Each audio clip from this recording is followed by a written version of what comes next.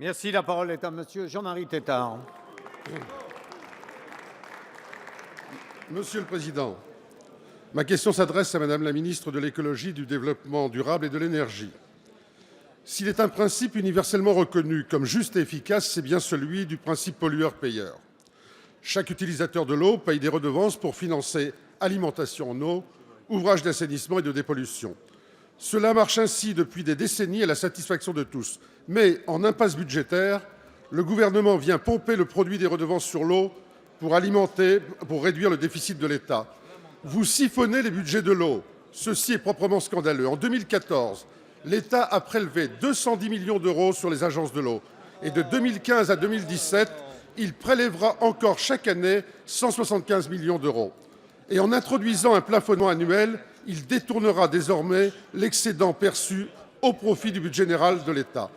Finalement, c'est le modèle français de l'eau que vous mettez en danger. Vous détournez une redevance de solidarité entre les usagers de l'eau, créée pour répondre aux défis de la gestion de l'eau. Alors, si le gouvernement juge que le combat contre la pollution est terminé, s'il estime qu'il n'y a plus de risque d'inondation, s'il juge qu'il n'y a pas de défi d'adaptation au changement climatique, alors oui, qu'il réduise alors la facture des consommateurs en diminuant la redevance pollution. Mais ce n'est certainement pas l'avis des comités de bassin, qui grondent et vous le font savoir. Que le gouvernement français ne fasse pas croire aux Français qu'ils baissent leurs impôts quand ils transforment des redevances spécifiques de solidarité en ressources budgétaires classiques. Vous détournez les ressources de l'eau et vous trompez les Français. Et dans l'impasse budgétaire où vous avez conduit la France, cela devient une habitude de gestion. Taxe Chirac sur les billets d'avion plafonnés. Fonds national de gestion des risques en agriculture ponctionné de 250 millions. Prélèvement de 1 milliard d'euros sur la dépendance. Autant d'exemples de cette dérive. Alors allez-vous revenir à plus de transparence et revenir sur ces prélèvements iniques? Bravo. Merci. La parole est à Monsieur Christian Eckert, secrétaire d'État chargé du budget. Merci Monsieur le Président, Mesdames, Messieurs les députés. Monsieur le député, à question précise, réponse précise. Avez-vous conscience de l'état des finances que nous avons trouvé en 2012? Avez-vous conscience de la nécessité de redressement des comptes publics à laquelle ce gouvernement a eu à faire face? La décision est claire.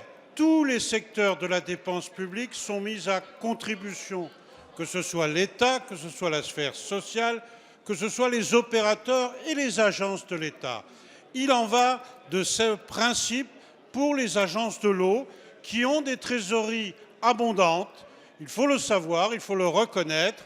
Et comme pour d'autres opérateurs ou agences de l'État qui perçoivent le produit de taxes, il y a un plafonnement de leurs ressources. Puisque vous l'évoquez, ce plafonnement n'est pas atteint.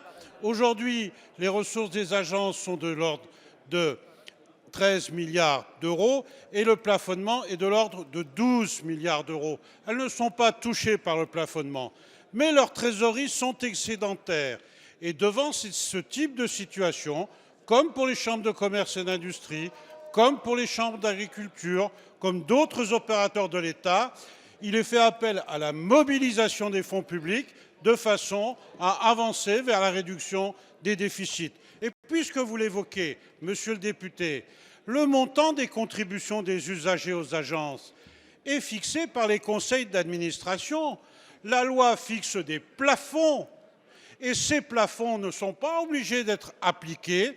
Et s'il y était des trésoreries encore excédentaires, il y aura toujours lieu d'adapter, comme cela a été fait pour les chambres de commerce, le montant des contributions au montant des besoins. Merci.